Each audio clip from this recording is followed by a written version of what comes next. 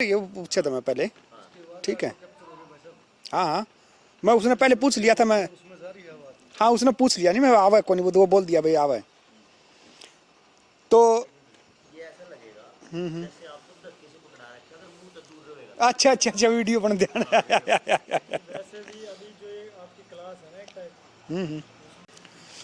मेरा नाम राजेश कुमार है, पिताजी का नाम श्री उदय सिंह पुनिया, गांव जिला हिसार है, गांव मेरा मलापुर है और डिस्ट्रिक्ट हरियाणा। मेरा काम खेतीबाड़ी और आयुर्वेद है संबंधित है, और यही मेरा परिचय है। धन्यवाद।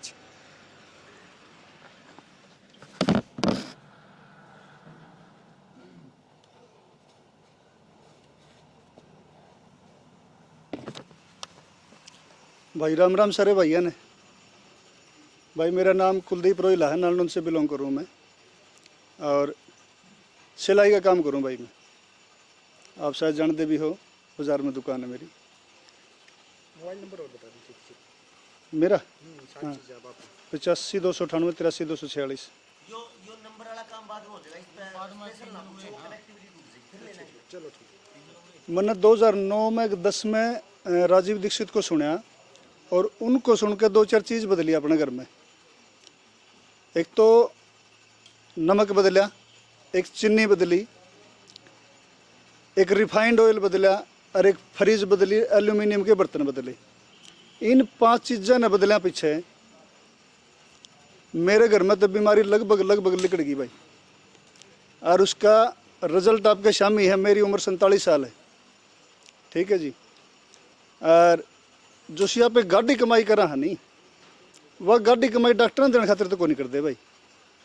चाहे पे थोड़ा कमाओ चाहे घना कमावा, 2 पैसे अपने घर में बचाओ और आयुर्वेद तो जोड़ो। हम तो लोगों ने ये संदेश देवा भाई, जितने हमारे प्यारे मित्र हैं, सर्कल है हमारा भाई, आयुर्वेद तो जोड़ो और एलोपैथी तो पंडा छुटवा लो भाई। धन्यवाद भाई। नमस्कार, मेरा नाम अंकित यादव है।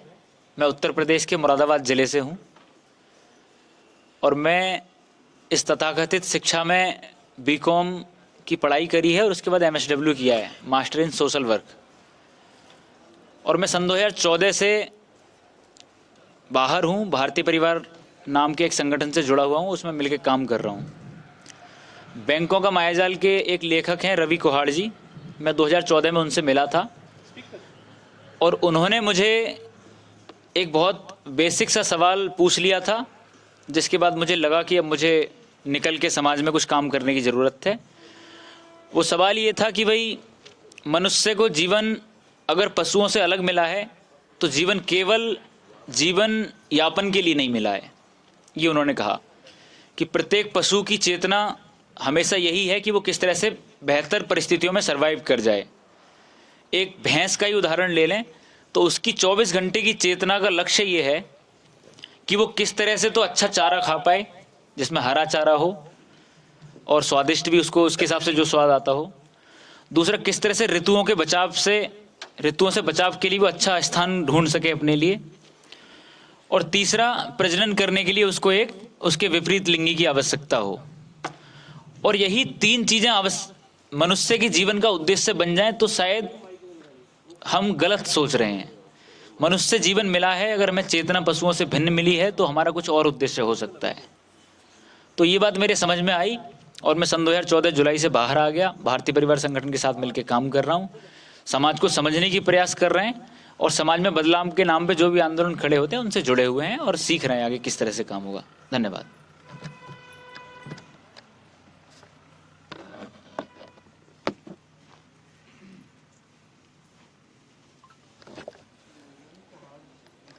हेलो,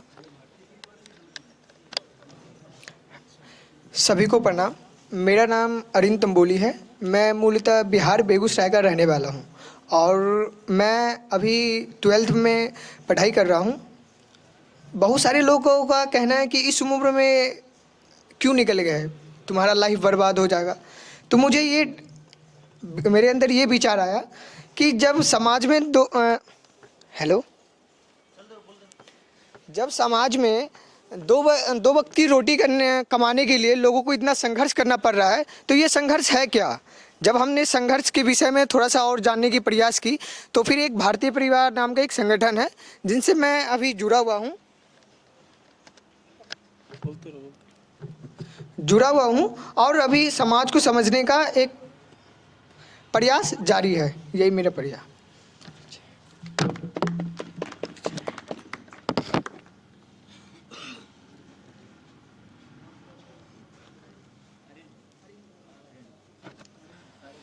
सारे भैया नमस्कार। बंद मत किया करो, जिसको चलता ही नमस्कार सारे भाइयों को। मेरा नाम सुखविंदर है। मेरे पिताजी का नाम श्री रघुवीर सिंह, गांव द्रोधी नरवाना से आया हूँ। खेती बाड़ी मेरा काम है।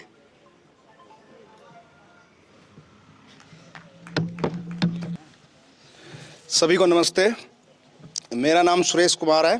पिताजी का नाम श्री जले सिंह और मेरा काम है डॉक्टरी का। एलोपैथ और आयुर्वेद पे दोनों पे काम कर रहा हूँ फिलहाल।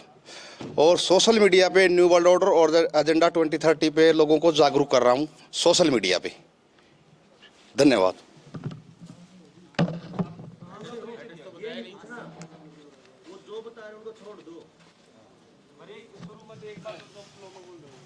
राम राम सभी भाइयों को। मेरा नाम सज्जन लांबा है। मैं जिला फतेहाबाद गांव ढाबी कला से हूं और खेती करता हूं। बात आई भाई के ये न्यू वर्ल्ड ऑर्डर आड़ी जब काम करने की, तो उस पे भाई हमारे जो महेश जी बैठे हैं, विकास जी, ये बहुत अच्छी तरह से बताते हैं कि बच्चे को जन्म कैसे देना चाहिए और उनके क्या क्या संस्कार हैं। इनसे ज़रूर पूछना।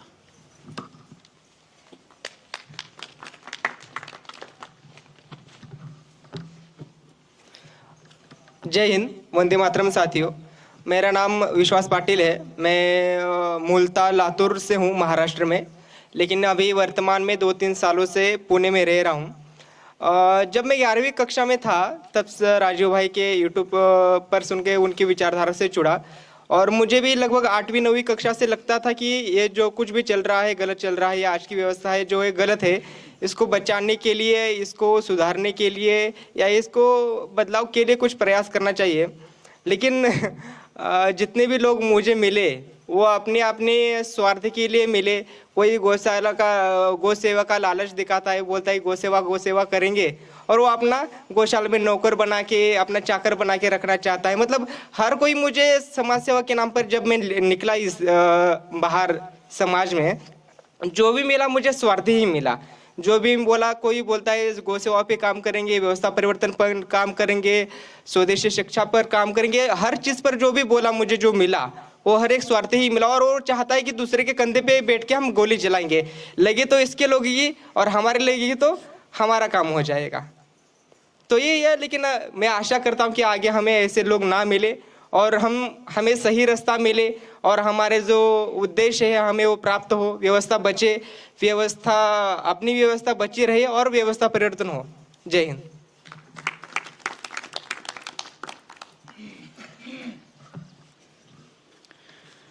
नमस्कार वंदे मातरम साथियों। मेरा नाम आनंद भाई है। मेरी जन्मभूमि हरियाणा टोहाना है और मेरी कर्म भूमि जो है वो महाराष्ट्र है। पूना में मैं रहता हूँ।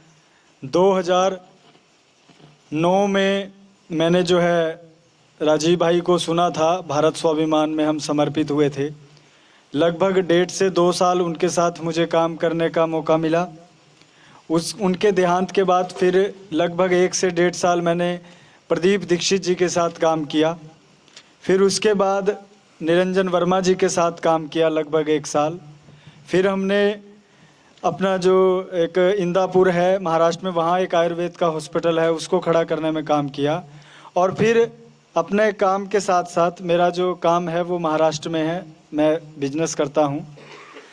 उसके साथ साथ फिर मुझे सुनील भाई जी ने एक बार डॉक्टर देवेंद्र बलारा जी के बारे में बताया कि आप आइए, इनको सुनिए। तो उनके सुनने के बाद, क्योंकि पहले से हम व्यवस्था परिवर्तन के काम में लगे थे, तो उनको सुनने के बाद फिर हम जनता सरकार मोर्चा के साथ जो है लग गए और अब जनता सरकार मोर्चा का पूरे महाराष्ट्र में जो है मुझे जो सेवा मिली है मैं वो कार्य कर रहा हूँ। धन्यवाद। वंदे मातरम।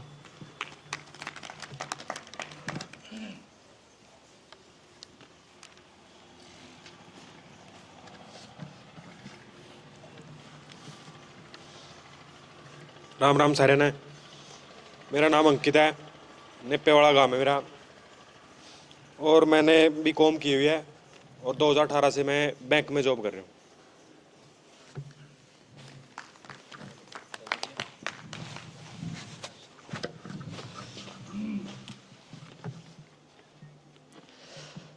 राम राम भाई सभी को, वंदे मातरम। मेरा नाम सोनू राजौरिया है।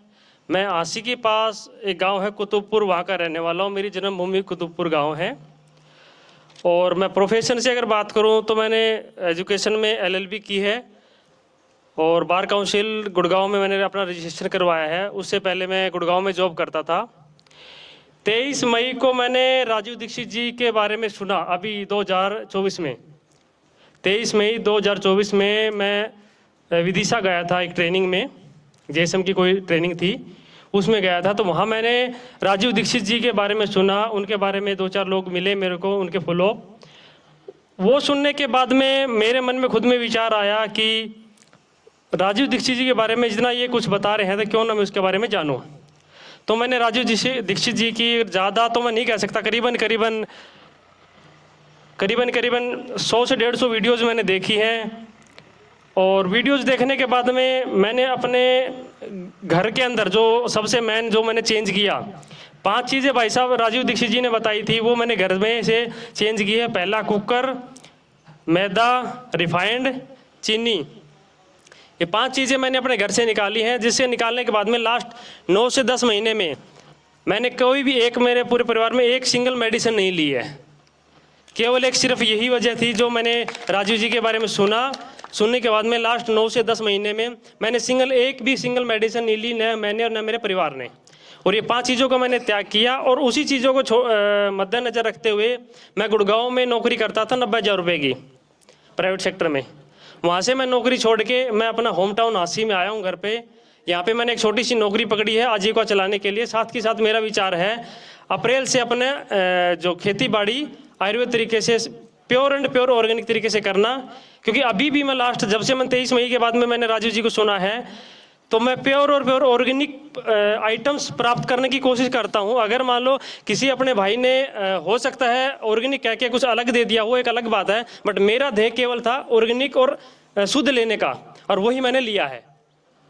यही मेरे बारे में था। और आगे जैसे जैसे जो व्यवस्था परिवर्तन के बारे में आप सब भाइयों से मिल रहे हैं या फिर जो न्यूज़ मिल रही है उसके बारे में विचार कर रहे हैं और उसको कैसे न कैसे रोका जाए। जैसे सुनील भाई ने बताया है कि उस चीज़ को हम सिर्फ इसीलिए ऐसे ही रोक सकते हैं कि अपना उन्होंने एक व्यवस्था बनाई होगी तो एक टाइम लगाया होगा, तो हम उस टाइम को उनकी व्यवस्था को वापस मोड़ने के लिए जो हमें टाइम चाहिए वो हमें क्या धरातल पे काम करना पड़ेगा, और उसी धरातल पे कार्य करने के लिए हम निकले हैं और वही करने का हमारा विचार है। धन्यवाद।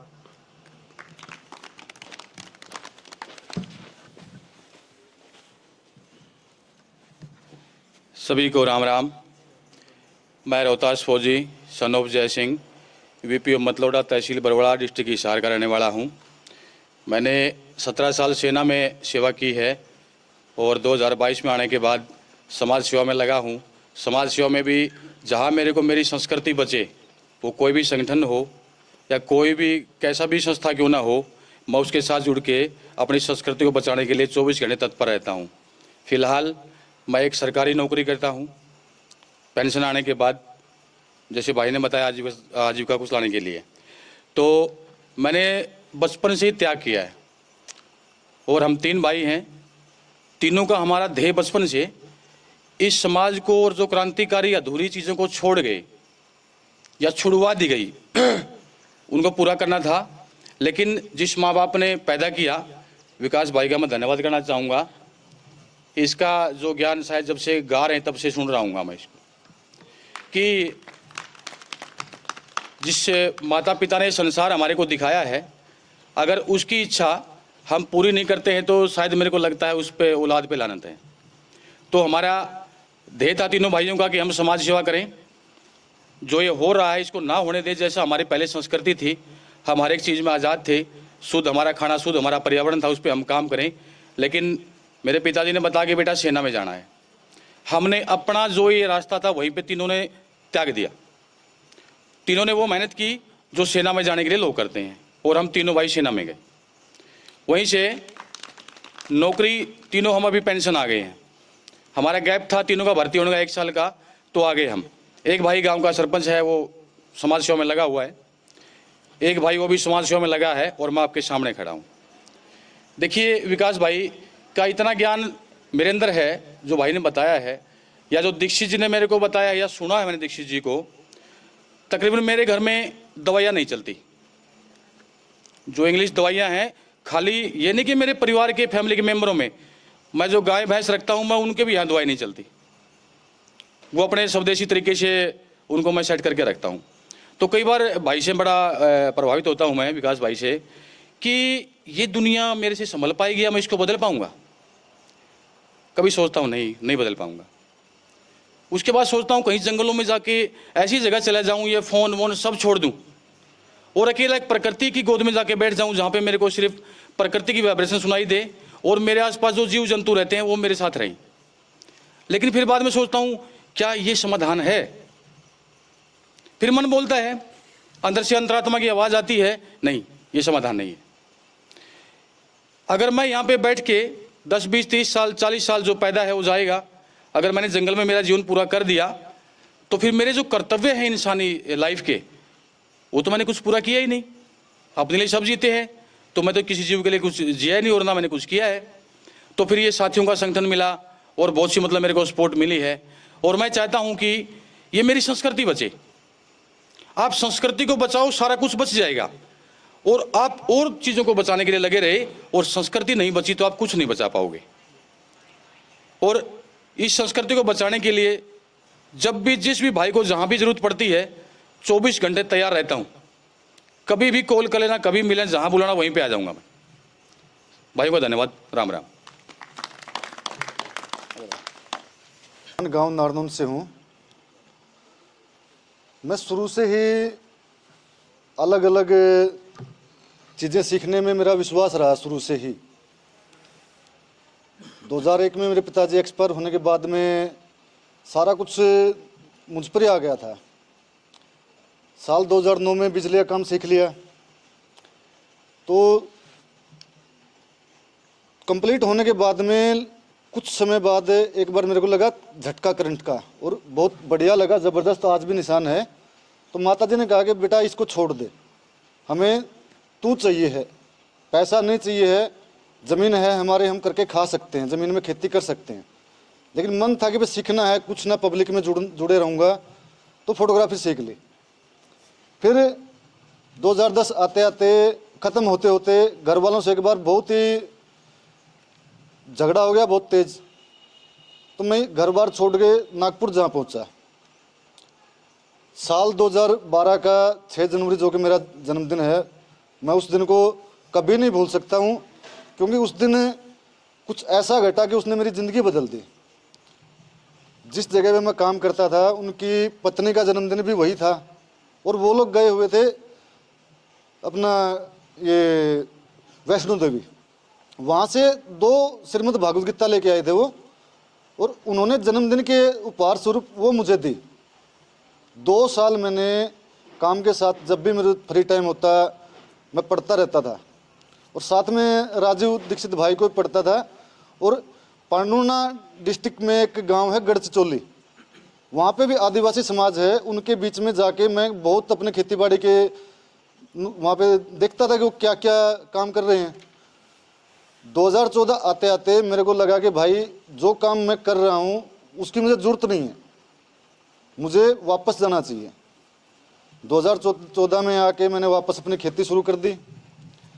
16 आते आते मैंने महसूस किया कि भाई जो जहर मैं डाल रहा हूँ वो जहर धीरे धीरे हमारे शरीर में भी जा रहा है, और जिस मुद्दे पे मैं अपने आप को अन्नदाता बोल सकूं वो मेरा यहीं पे ख़त्म हो रहा है। तो मैंने अपनी धरती माता को वास्तविक रूप देने के लिए सारा जहर एकदम से बंद कर दिया। साल 2016 मैंने बंद कर दिया। 17 में जब गेहूं की फसल कटी मेरी, 4 एकड़ में मेरे घर का अनाज नहीं हुआ था। लोगों ने पागल घोषित कर दिया, ये तो दड़ा करेगा, वो करेगा, करते करते वापस मेरी धरती में अब वही बात है, जो जहर था वो ख़त्म हो गया और मैं जो ऑर्गेनिक मैं अपने पदार्थ वहाँ पे यूज करने लगा तो धरती में जान वापस हो गई। 2016-17 आते आते फिर थोड़ा लगा कि हाँ भाई थोड़ा और आगे बढ़ना चाहिए। मकान बनाने लगे, हमारा पुराना मकान हो गया था, नया मकान बना रहे थे तो दिमाग में आया कि भाई खर्चा थोड़ा और हो जाएगा। घर पे गोबर गैस प्लांट हमने बनवा लिया 2018 में, ये दिसंबर में। पड़ोसियों ने बहुत बोला कि भाई ये गड्ढा करेगा, घर वालों को बोला यहाँ मच्छर पलेंगे, लेकिन मैं नहीं रुका क्योंकि मैंने अपना धार लिया था कि मैं ये करूँगा तो करूँगा। अब घर वाले भी सपोर्ट करते थे क्योंकि उन्होंने देख लिया कि भाई धीरे धीरे अब एक ही लड़का है, इसको अपनी करने दो क्योंकि आगे ज़िंदगी इसी की है। फिर एक घटना घटी 2 फरवरी 2020 को, एक ताजी ब्याही मेरी भैंस और एक ब्याने वाली वो गुजर गई। मेरे घर में बची एक गाय, वो ब्याने वाली थी। अब उसके बाद में फिर मैंने महसूस किया कि भाई खेती में तो घाटा ही घाटा है, पशुओं में घाटा है, करें तो क्या करें। लेकिन धीरे धीरे जब समय बीता तो फिर मेरे को होश आया कि भाई देखो भैंस है, हर जगह पे हम सुन रहे हैं कि भैंस में इतनी बीमारियां होती हैं। राजीव दीक्षित को सुना कि भाई देसी गाय के गले में शिव वास करते हैं। हम जो भी जहर फसलों में दे रहे हैं वो गाय कैसे भी करके अपने दूध में नहीं जाने दे रही। अब धीरे धीरे जब गाय का दूध हमारे घर में इस्तेमाल होने लगा, जैविक मेरा खाना सब हमारे घर में इस्तेमाल हो रहा है, तो धीरे धीरे सब बीमारियां ख़त्म हो गई। माताजी को घुटनों में दर्द वगैरह रहता था और कई बीमारियां अलग अलग, जैसे जल्दी जल्दी बुखार आना, कई बार सिर दर्द हो जाना, वो बीमारियां घर पे होती थी, लेकिन वो सब धीरे धीरे ख़त्म हो गई। अभी 2023 में हमारा लड़का हुआ। जब लड़की हुई थी हमारी उस टाइम में सारी दवाएं डॉक्टरों की चली थी, जो एलोपैथिक थी वो चली। अब मिसेज को कभी सिर में दर्द, कभी चक्कर, ना तो खा पा रही है और ना वो कोई काम कर पा रही है। प्रेगनेंसी में उसको बहुत दिक्कत हुई। तो जब दूसरी प्रेगनेंसी आई तो मुझे जैसे ही पता लगा कि हाँ वो गर्भवती हो गई है, तो मैंने जो दवाएं अस्पताल से मिली सब बंद करवा दिए। एक चूना जो राजीव दीक्षित भाई बोलते पान वाला चूना, वो, और एक केसर, गाय का दूध, घी, वो इस्तेमाल करवाया। और साथियों जिस दिन हमारा लड़का जन्म लिया सुबह 4:40 पर हम अस्पताल में पहुंचे थे और 4:48 पर 8 मिनट में बगैर किसी दवाई के वो डिलीवरी हो गई। आज तक मैंने कोई भी बीमारी की दवाई घर में मेरे नहीं चल रही है। जितना भी इलाज करवाता हूँ मैं अपने जो राजीव दीक्षित भाई से या फिर अन्य जो साथियों से सीखा है उसके बुत्ते पे करता हूँ, या फिर किसी साथी का जो आयुर्वेद में काम कर रहा है उसकी सलाह लेता हूँ। यही मेरा परिचय है। नमस्कार।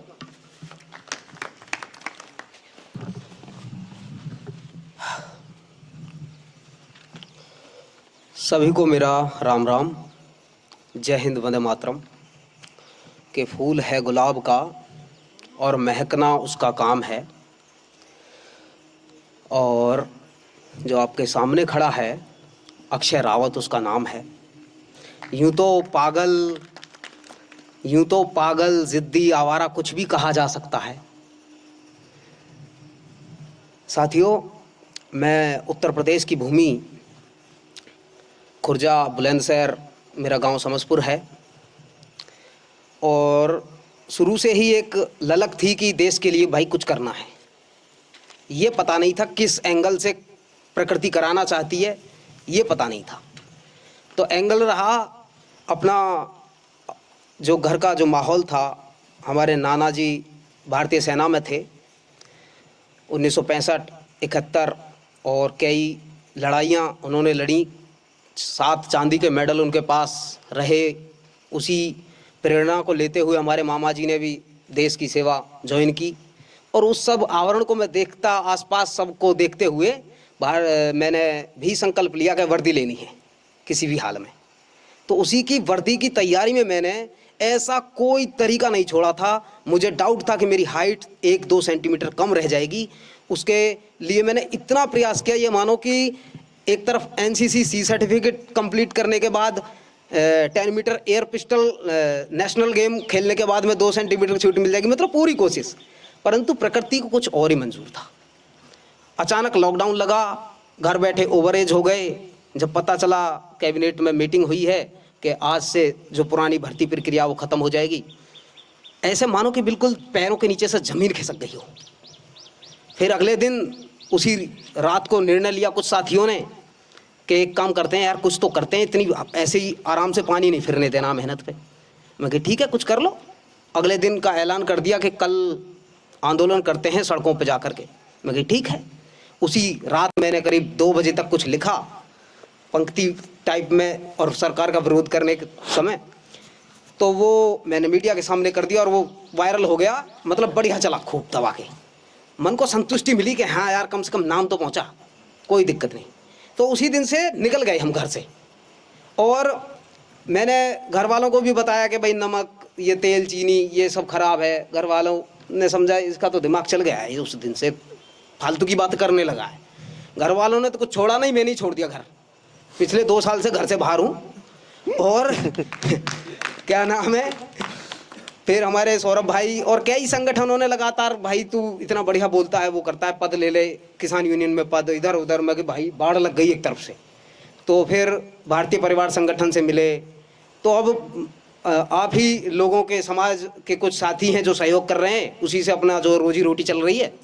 तो कहने का मतलब है कि हमें देखो बिल्कुल निकलना पड़ेगा। हम तो निकले हुए हैं घर से।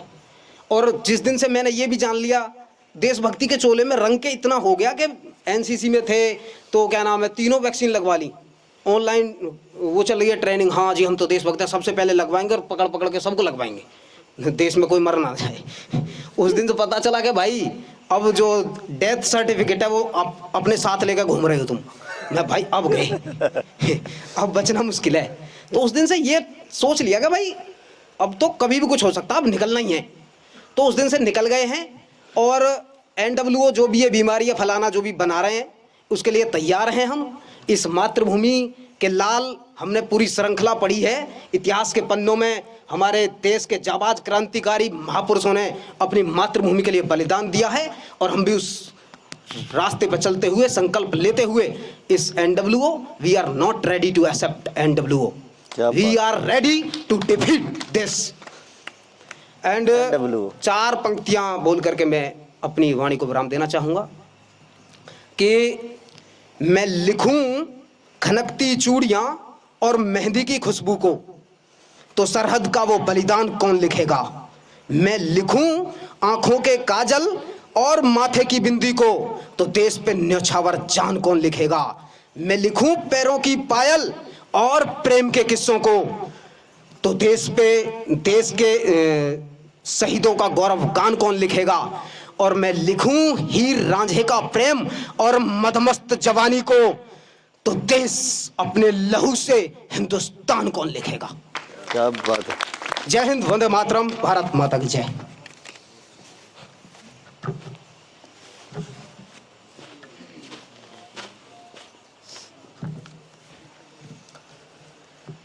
हाँ भाई, सबको नमस्ते, राम राम। बोले मेरा घर गौतम हुआ, जिला नवादा, स्टेट बिहार। मैं घर से निकला हुआ हूँ देश को सेवा करने। नहीं, मेरा समझ ही नहीं है कि देश को सेवा करे, कैसे किया जा सके। इसीलिए मैं चुना हूँ, एक गुरु जी के पकड़ा हूँ, सुनील भैया, उन्हीं को हम गुरु मानते हैं। जो बताते वही करते, हम बहुत समझाते भी हैं नवादा में सबको। हमको नहीं समझ में आता तो फिर फ़ोन भी लगाते हैं। पटना में भी है मेरा दोस्त, नहीं होता सुनील भैया भी लगा देते हैं कॉल। मेरे से नहीं होता तो काहे समझ उतना नहीं है मेरे पास, लेकिन निकला हूँ तो इतना है, लेकिन हिम्मत नहीं छोड़ा हूँ। सोचता हूँ छोटा छोटा भी करेंगे तो बहुत है। ताकि कोई भी पत्थर है जो गिट्टी बनने में छोटे छोटे ही किया जाता है, तब फिर बनता है। तो कोई भी आदमी हो बड़ा पत्थर से तुरंत चल जाएगा, ये छोटा पत्थर पैर में अथी रह जाएगा तो फिर नहीं चल पाएंगे। इसीलिए हम भी निकले हुए हैं कि छोटा छोटा कैसू करके निकलेंगे और फिर यही सुनील भैया के साथ में करेंगे। और यही बस, घर वाला तो कोई नहीं मानते हैं, सब बोलते हैं कि जॉब कर लो, हाइट है, बिहार पुलिस में हो जाएगा। कहीं कि नहीं, हमको कमाना का दूसरा उपाय भी कर लेंगे, बिजनेस है, सब चीज़ है, नहीं होगा तो मजदूरी कर लेंगे। कमाने का तो बहुत रास्ता है, लेकिन एक सही तरीका भी है कमाने का, वो हम करने के लिए रेडी है। कोई नहीं घर में सपोर्ट करता है, वो खाली महिला भैया हैं, वो जो है हल्का सपोर्ट करते हैं। वो इसलिए सपोर्ट करते हैं कि वो उनका मजबूरी मालूम है कि क्या होने वाला है, NWO, इसलिए कि मालूम है कि वैक्सीन लिए हुए हैं, जैनस परेशान है, बाहर में है, इतना पैसा भी कमा रहे हैं तब पर भी परेशान है। वो उनका दोस्त भी, वो भी परेशान है, इसलिए परेशान है कि घर में नहीं रह पाते हैं, शुद्ध हवा ले पाते हैं, बीमारी से पीड़ित रहते हैं, हर समय बीमारी ही रहते हैं। इसीलिए इसी पर हम विराम करते हैं।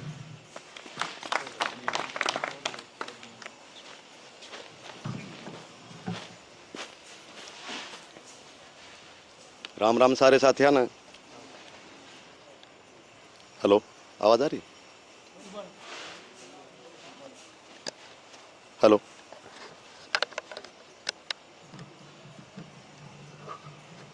राम राम सारे साथिया ना। राम राम। मेरा नाम सत्यवान यादव, गांव दिनौद, जिला भिवानी, हरियाणा, निमड़ी वाली से। तो मैंने सुनील भाई को वहाँ पे सुना और मैं खेती पे थोड़ा बहुत काम कर रहा हूँ। जो अपने देसी बीज की नर्सरी, बोलते जाओ, कोई दिक्कत नहीं, बोलते देसी बीज की नर्सरी पर मैं काम कर रहा हूँ सब्जियों में। और यहाँ आने का मेरा पर्पज है कि मैं ज़्यादा पब्लिक के सामने बोल नहीं सकता, थोड़ा नर्वस हो जाऊँ। तो बस ये चीज़ सीखने के लिए मैं आ रहा हूँ। अभी भी मेरे काँपनी चढ़ रही है, तो इस चीज़ के लिए आया हूँ मैं, और शायद 3 दिन में ये झिझक खत्म हो जाएगी मेरी, इसी पर्पज से आया। अच्छा, खड़े हो जाओ। हाँ जी। ये जितने भाई है ना, हाँ। इनकी आँखें में 10-10 सेकंड एक एक की आँखें में देख कर सारा तो देख दे। सीख जमा भाषा मैं इससे चीज खाता रहा। देख ले बस, फिर देख, हो गया शुरू तेरा काम। अब तो नर्वस इतना हो गया, बोला एक बंदा आँखें में देख उसकी, देखा क्या करे, नहीं आ जाएगा। मैं बता, बैठना तो है ही नहीं, बैठना नहीं बैठन नहीं देंगे अब आपको। एक मिनट, मैं इसलिए आया हूँ बस इस चीज के लिए बस। ये लास्ट भाई है, फिर रोटी खावा। देखो वो एक एक भाई की आँखें में एक बार देख दे, थोड़ा चल, जल्दी जल्दी कर दे, परिचय देता जाऊँ ना, बस आँखें में देखना और आगे चलना। मैं जुड़ा था सिर्फ एक लोन का पर्पज था 1 साल पहले, और ये लगभग मैंने 1 साल हो गया। 1 मिनट, मैं बोलना को नहीं, मैं एक मिनट बोलूँगा तो नर्वस भी खत्म। अरे भाई मैंने भी बता लेने दो। बताओ। आपने केवल बोलने का तो अपने आप हो जाएगा, पहले आपने जो साथी बैठे हैं उनके साथ दोस्ती करनी है आंखों में देख के, और जब दोस्ती हो जाएगी फिर आप कुछ भी बोल सका उनके बीच में। तो एक एक साथी को देखना आंखों में 10-10 सेकंड, रुकना है, कभी जल्दी जल्दी भाग ले।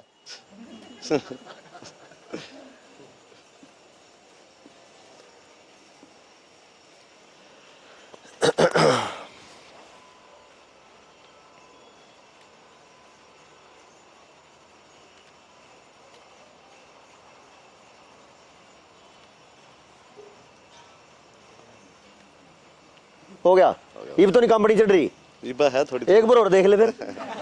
हो जाएगी, देख एक बार, देख हो जाएगी यार, कंपनी तो इब्बे खत्म करनी है, कि टाइम है ही नहीं अपने पास, दोबारा देख एक बार अपने साथ बोलता खत्म करूंगी। हाँ यार भी ठीक है, कोई दिक्कत नहीं। मैं जुड़ा था,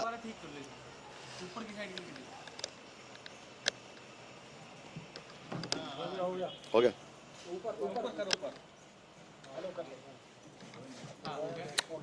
कोई नहीं, वो हो जाएगा। मैं जुड़ा था लगभग 1 साल पहले, तो मेरा जुड़न का पर्पज था सिर्फ लोन का। और लोन के बाद मैं अब 1 साल मैं वीडियो भी देखूं लगभग, और लगभग जींद वाले ज़्यादा एक्टिव हो रहे हैं लोन के मैटर में, जो ताले तोड़े हैं। और एक मैं सोमदेव भाई ने बहुत ज़्यादा देखूं हूँ वीडियो में, तो ये मैंने मजा आने लगा। मैंने मेरा लोन का आवेदन नहीं ला, हर मैंने बिना आवेदन का इतना बढ़िया मजा आ रहा है, आगे कोर्ट में ही देख लेंगे बैंक ने। चलो बहुत बढ़िया, और कोई इच्छा को नहीं आवेदन लगाने की, बहुत बढ़िया। तो इस चीज खातर धन्यवाद भाई। इन्हें बंद कर दियो, बंद कर दे। अच्छा भी रोटी खा लिया नहीं, भोजन कर लें फिर बैठते हैं अपना। मेरा नाम राजेश कुमार है, पिताजी का नाम श्री उदय सिंह पुनिया, गांव जिला हिसार है, गांव मेरा मलापुर है और डिस्ट्रिक्ट हरियाणा। मेरा काम खेतीबाड़ी और आयुर्वेद है संबंधित है और यही मेरा परिचय है। धन्यवाद।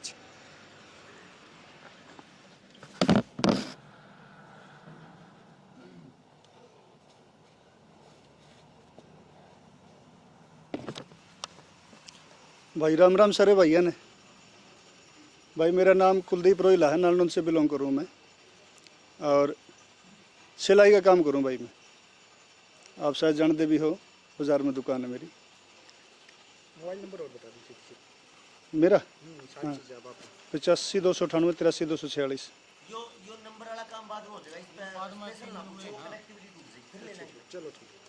मैंने 2009 में 10 में राजीव दीक्षित को सुना और उनको सुन के 2-4 चीज़ बदली अपने घर में।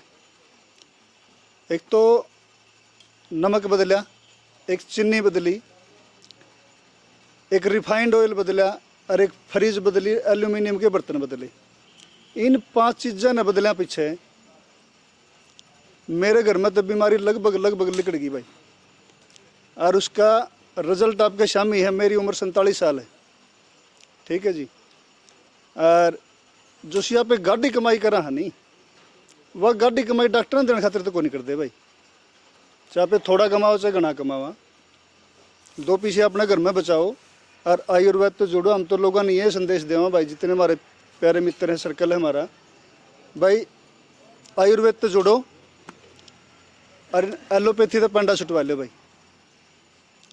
धन्यवाद भाई।